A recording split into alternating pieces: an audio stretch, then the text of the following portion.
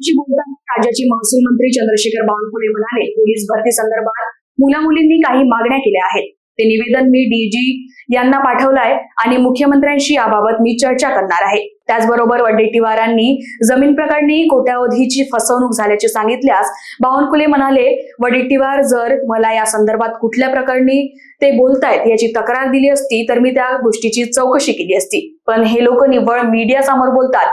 वडेट्टीवारांनी मला तक्रार करायला हवी होती असे बावनकुळे म्हणाले. त्याचबरोबर त्यांनी पुन्हा काही विषयावर काय बोलले पाहूयात.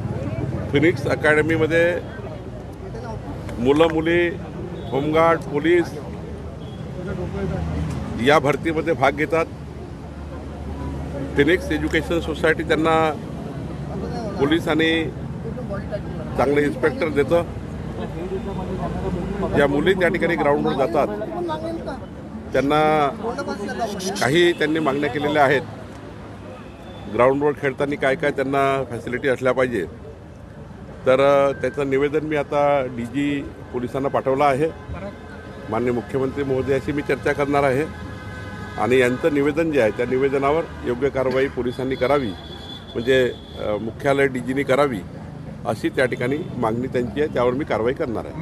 काल व्यवहार सगळा रद्द झाला होता, मात्र दोन्ही पार्टीला 21 कोटी पूर्ण मुद्रांक शुल्क भरावं लागेल. मी कालही बोललो, आजही बोललो आहे की सकृत दर्शनी पहिल्या टप्प्यामध्ये जे व्यवहारामध्ये कागदोपत्री त्या ठिकाणी ज्यांनी रजिस्ट्रेशन किंवा नोंदणी केली आहे, देवाणघेवाण करणारे जे लिहून घेणारे जे आता पेपरवर आले आहेत त्यांच्यावर आम्ही गुन्हे दाखल केले आहेत. बाकी हा चौकशी समितीचा भाग आहे. काल विकास खारगेजी आमचे ACS अतिरिक्त मुख्य सचिव यांच्या अध्यक्षतेखाली आम्ही समिती नेमलेली आहे आणि आता सारा या व्यवहाराचं जे काही आहे ते संपूर्ण चौकशी करून महिन्याभराचा वेळ दिला आहे. त्यामध्ये आमची ACS महसूल आहेत, IGR आहेत, आमचे सेटलमेंट कमिशनर आहेत, डिव्हिजनल कमिशनर आहेत.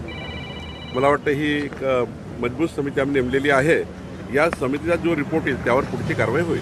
असे व्यवहार महाराष्ट्रात पुन्हा होऊ नये म्हणून तुम्ही महसूल विभागातर्फे अधिकाऱ्यांना निर्देश दिलेले आहेत का, काय सांगणार? स्टँडिंग ऑर्डर्स आहे आणि कायदे क्लिअर आहे. वेगळ्या निर्देश द्यायची गरज नाही. त्यामुळे MLRC कोडमध्ये नोंदणी अधिनियमामध्ये एक बाब लिहिलेली आहे. त्या उपरही काही आमचे मुद्रांक अधिकारी गडबड करतात. मुद्रांक अधिकारी त्या ठिकाणी अशा व्यवहाराला साथ देतात. त्यांना मात्र नोकरीतून कमी केलं पाहिजे अशी भूमिका सरकारची आहे. 1800 कोटीची जमीन काही कोटीला लाटल्याचा आरोप वडेट्टीवार यांनी प्रताप सरनाईक यांच्यावर केलेला आहे. जमीन प्रकरणातलं हे दुसरं मोठं प्रकरण असं म्हणतात. नाही, आता त्याची चौकशी पुन्हा करावी लागेल. वडेट्टीवार कुठल्या प्रकरणाबद्दल बोलतात आहे. त्यांनी जर मला काही तक्रार दिली वडेट्टीवारजींनी, केवळ हे लोक मीडियात बोलतात. प्रश्न आहे की तक्रार दिली पाहिजे ना. तक्रार दिली तर त्यावर काही चौकशी होईल. तशी काल आम्ही बघा, परवाची जी आहे घटना पुण्याची, त्यावर काही कोणाची तक्रार नाही आहे. सुमोटो मीडियाने आम्हाला प्रकरण दिलं, त्यावर आमची चौकशी नेमली, आम्हाला ते आढळलं, आम्ही कारवाई केली. 42 कोटी रुपये पुणे व्यवहार प्रकरणी भरावे लागणार आहे. या संदर्भात महसूल मंत्री म्हणून काय सांगाल? मी तेच सांगतो की प्राथमिकदृष्ट्या जे सकृत दर्शनी आम्हाला आढळलं त्यावर आम्ही कारवाई केली, गुन्हे दाखल केले. आता चौकशीमध्ये जे काही येईल, महिनाभरात चौकशी पूर्ण होणार आहे. आणि चौकशीअंती जे काही त्यामध्ये दिसेल ते आमचं सरकार करेल. देवेंद्रजींनी, मुख्यमंत्र्यांनी स्पष्ट सूचना दिल्या आहेत. अजून एका जमिनीच्या व्यवहाराप्रकरणी बोपोडी येथील एका प्रकरणात अजून काही अमेडिया कंपनीवर गुन्हे दाखल झाले नाही. आता तर आमच्याकडे एवढं प्रकरण आहे, पण अजूनही मी वारंवार सांगतो की या महाराष्ट्राच्या कुठल्याही नागरिकांना तक्रार करायचा अधिकार आहे. महसूल खात्यामध्ये, नोंदणी खात्यामध्ये जर आपल्याला काही गडबड वाटली तर मी दिवसभर मंगळवार बुधवार तक्रारी ऐकतोच. या राज्यामध्ये जर आमच्या अधिकाऱ्यांनी काही चुका केल्या असतील किंवा प्रशासनाकडून काही चुका झाल्या असतील तर सरकार ऐकायला तयार आहे.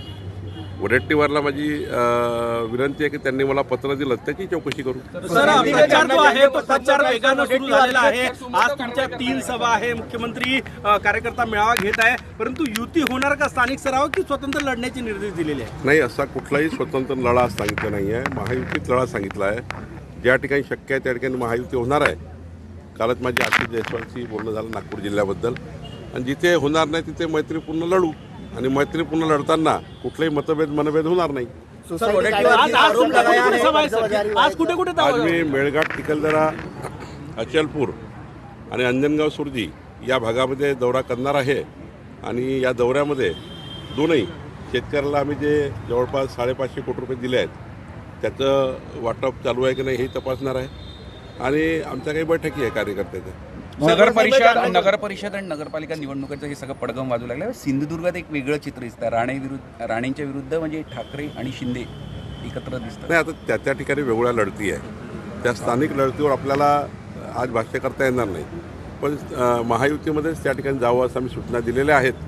त्यामुळं निश्चितपणे काही ना काही मार्ग निघेल. सर हिंदी में जानना चाहेंगे, वडेट्टीवार जी ने प्रताप सरनाईक पर 200 करोड़ जमीन का अभी एक नया आरोप लगाया है.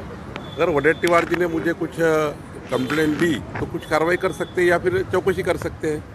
ऐसा मीडिया से बोलने से तो नहीं होगा ना, कुछ डॉक्युमेंट देने पड़ेंगे. पुणे में जो मामला हुआ है उस मामले में मग कर्जबाजारी व्हायचा आणि पुन्हा कर्जमाफीची मागणी करायची असा शेतकऱ्यांविषयी राधाकृष्ण विखे पाटील. विखे पाटलांचा बोलण्याचा वेगळाच त्या ठिकाणी म्हणणं होतं. त्यांनी सांगितलं की आमचं सरकार कर्जमाफी करणार आहे, पण त्यांनी एक महाराष्ट्रात सध्या जे काही कर्जमाफीबद्दल किंवा 3 कर्जमाफी आपण केल्या त्यावरही शेतकऱ्यावर कर्ज होत आहे. 2 गोष्टी बघितल्या पाहिजे की शेतकऱ्यावर यानंतर कर्ज होणार नाही याची काळजी घेतली पाहिजे. त्याकरता काय शासनाने करायचं. पुणे समजा कर्जमाफी झाली, आता यावेळी जर कर्जमाफी आपण केली सरकारने ते करणार आहे, पण त्यानंतर मात्र कर्जबाजारी होऊ नये याकरता राधाकृष्ण विखे पाटलांचं स्टेटमेंट होतं की पुन्हा कर्जमाफी झाली, पुन्हा कर्ज घेतलं, पुन्हा कर्ज घेतलं, पुन्हा कर्ज घेतलं.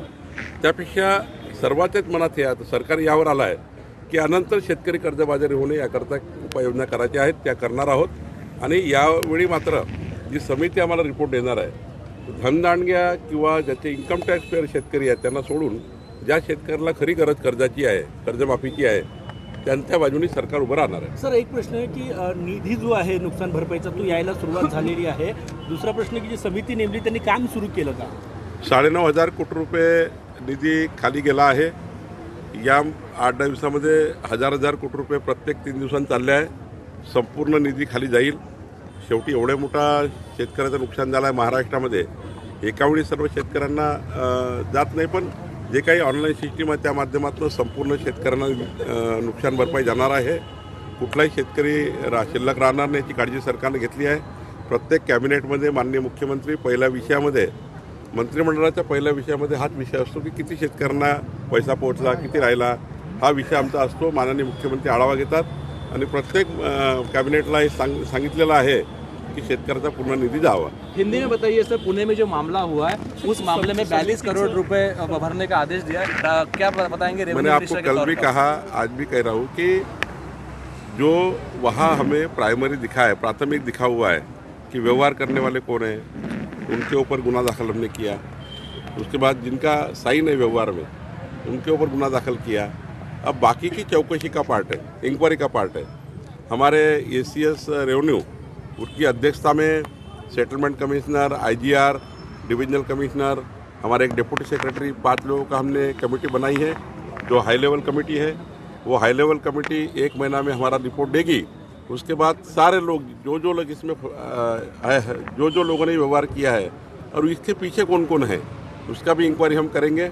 हमारे ऑफिसर्स ने क्या गलतियाँ की वो भी ढूंढ के निकालेंगे और सब पे कार्रवाई होगी, कोई छूटेगा नहीं. लोकवाहिनी मीडियासाठी अविनाश तोतडेची रिपोर्ट, नागपूर.